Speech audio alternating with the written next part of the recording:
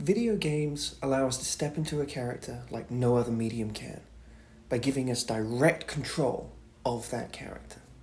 In Marvel's Spider-Man, you really are Spider-Man, swinging through the streets of New York, dealing out your own brand of totally legal and perfectly fine vigilante brutality. In Assassin's Creed Black Flag, you really are a pirate, taking goods from local traders. In Pokemon, you really are shaking down children for their pocket money. I'm coming for you, Joey.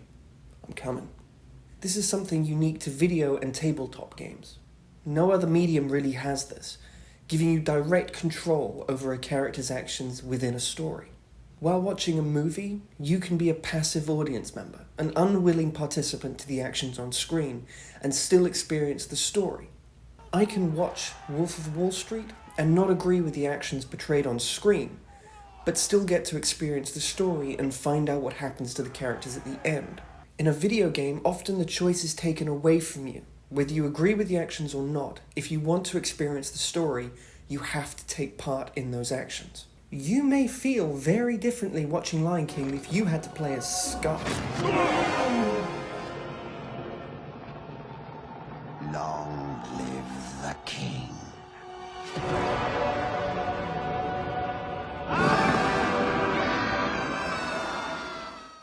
Last of Us 2 came out recently, and there are parts of that game that specifically take away agency from the player to create a sense of dread and moral ambiguity. Without giving away any real spoilers, there is a moment in the game where Ellie is jumped by an attack dog. As a player, you have to take part in killing the dog to continue with the story. Now, many players may find that morally difficult to deal with, but if you don't continue with that action, you don't get to find out what happens in the rest of the story. Ellie's story stops there. If you don't play, you don't get to find out how this ends. And this has caused some controversy before.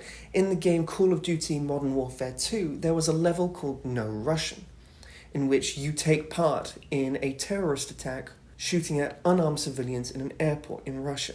This was seen as a very morally difficult thing for players to do and was later patched out of the full game, allowing you to skip the mission entirely and getting on with the much morally less ambiguous thing of shooting everyone else on screen. However, there are games where, as a player, you do get some agency and control over the actions your character takes.